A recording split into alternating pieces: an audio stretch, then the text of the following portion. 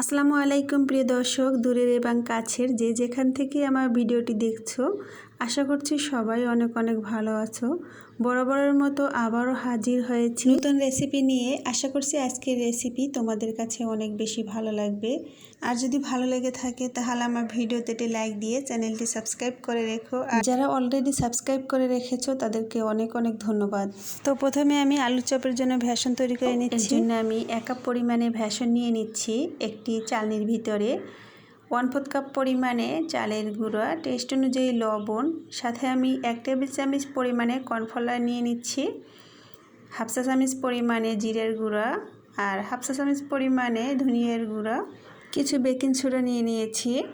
এখন আমি সব উপকরণগুলোকে চেলে নিব।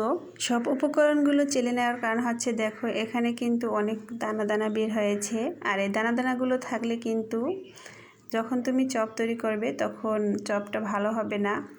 আর আমি 1 চা চামচ পরিমাণে আদা রসুন বাটা দিয়ে এখন অল্প অল্প করে পানি অ্যাড করে তারপরে ভেষণটা গুলিয়ে নিব। একবারে অনেক বেশি পানি দিব না, তাহলে হয়তো বা ভেষণটা পাতলা হয়ে যেতে পারে। তাই অল্প অল্প পানি অ্যাড করে গোলানোটা একদম পারফেক্টভাবে হবে। দেখো আমি কিন্তু অল্প অল্প পানি অ্যাড করে তারপরে ভেষণটা গুলিয়ে নিচ্ছি। আর ভেষণটা কিন্তু অনেক বেশি পাতলা করা যাবে না, আমি তোমাদের ঘনত্বটা দেখিয়ে দিব। তোমরা যদি এভাবে আলুর চপ তৈরি করে নাও দেখবে যে তোমাদের কাছে অনেক বেশি ভালো লাগবে।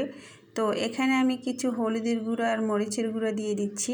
আর হলুদের গুঁড়োটা কিন্তু শুধু কালারের জন্য, কালারটা তোমাদের ইচ্ছে অনুযায়ী দিবে। চপের কালার যদি তোমরা একটু হালকা রাখতে চাও তাহলে হলুদের গুঁড়োটা একটু কমিয়ে দিবে, আর মরিচটা তোমাদের ইচ্ছে অনুযায়ী দিবে। তো দেখো আমি এখানে কিন্তু ভেষণটা একদমই গুলিয়ে নিলাম, আর একটু হালকা পানি অ্যাড করে গুলিয়ে নিচ্ছি। একটু ঘন হয়ে গেছে তাই আরও একটু পানি অ্যাড করে গুলিয়ে নিলাম। দেখো এখানে তোমাদের আমি ঘনত্বটা দেখিয়ে দিচ্ছি, এর চেয়ে আর পাতলা করা যাবে না।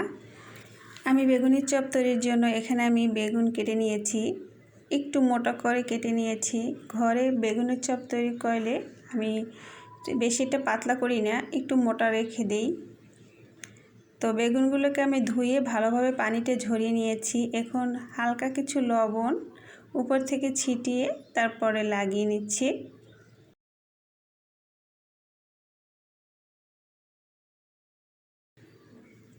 চুলার উপরে একটি প্যান বসিয়ে আমি কিছু তেল দিয়ে গরম করে নিয়েছি। তেলটাকে একটু ভালোভাবে কিন্তু গরম করে নিতে হবে। এখন গুলিয়ে রাখা ভেষণের সাথে আমি বেগুনটা দিয়ে লাগিয়ে নিচ্ছি। আর দেখো তেলটা ভালোভাবে গরম হয়ে যাওয়ার পরে আমি এখন বেগুনের চপগুলো প্রথমে ভেজে নিব। চামচ দিয়ে উপর দিয়ে এভাবে তেল দিয়ে দিলে কিন্তু বেগুনের চপটা খুব সুন্দর ফুলে উঠবে। তোমরা দেখতেই পাবে যে আমি কিভাবে বেগুনের চপগুলো ভেজে নিচ্ছি।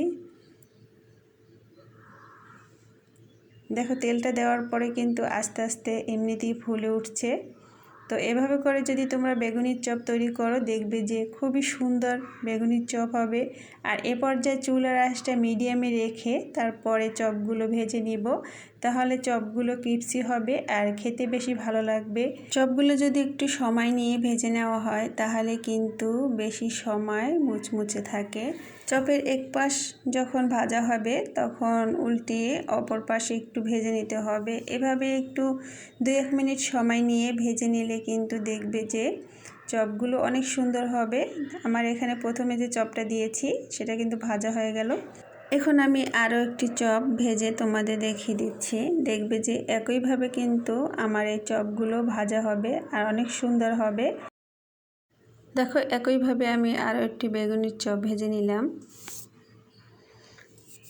এখন আমি আলুর চপ তৈরির জন্য কিছু ভাজা মরিচ নিয়েছি আর কিছু লবণ অ্যাড করে এখন মরিচগুলোকে খুব ভালোভাবে গুঁড়ো করে নিব। আমি কিছু পেঁয়াজ ভাজা দিয়ে দিচ্ছি। আমি পেঁয়াজগুলোকে ভালোভাবে ভেজে নিয়েছি। পেঁয়াজ ভেজে নিলে আলুর চপটা খেতে কিন্তু বেশি ভালো লাগে, তাই তোমরা চেষ্টা করবে অবশ্যই পেঁয়াজটাকে ভেজে তারপরে চপটা তৈরি করতে। তো আমি কিছু আগ থেকে আলু সিদ্ধ করে রেখেছিলাম, আর আলুগুলোকে এখন আমি ভর্তা করে নেব। আর ভর্তাটা তোমাদের ইচ্ছে অনুযায়ী কমিয়ে বাড়িয়ে তৈরি করে নেবে। আলুর চপের ভর্তাটা একটু শক্ত রাখতে হবে যাতে অনেক বেশি নরম না হয়ে যায়, তাই সিদ্ধটা একটু ভালোভাবে খেয়াল করে নিতে হবে। ভর্তাটা যাতে নরম না হয় সেদিকে খেয়াল রেখে ভর্তাটা তৈরি করে নিতে হবে। আর যদি মনে হয় যে ভর্তাটা একটু নরম তাহলে চুলার উপরে দিয়ে একটু ভেজে নিবে। আর দেখো আমি এখানে চপগুলো তৈরি করে নিলাম। আর বেগুনের চপটা তৈরির পরে যে অবশিষ্ট বেসনটা রয়েছে আমি সেখান থেকে বেসন লাগিয়ে এখন আলুর চপগুলো তৈরি করে নিচ্ছি। একইভাবে আমি সব আলুর চপগুলো তৈরি করে নিব। আর চুলার আঁচটা মিডিয়ামে রেখে আলুর চপগুলো ভেজে নিতে হবে। তো দেখো এখানে আমার কিন্তু আলুর চপগুলো প্রায় ভাজা হয়ে গেছে। বন্ধুরা, আজকের ভিডিওটি তোমাদের কাছে কেমন লাগলো অবশ্যই কমেন্ট করে জানিও। আজকের রেসিপি যদি তোমাদের কাছে ভালো লেগে থাকে তাহলে আমার আজকের রেসিপিটি তোমাদের ফ্যামিলি ফ্রেন্ডসদের সাথে শেয়ার করে দিও। আর পাশে থাকা বেল আইকনটি অন করে রেখো যাতে করে পরবর্তী ভিডিও তোমরা সবার আগে দেখতে পারো। ভিডিওটি সম্পূর্ণ দেখার জন্য অনেক অনেক ধন্যবাদ। আল্লাহ হাফেজ।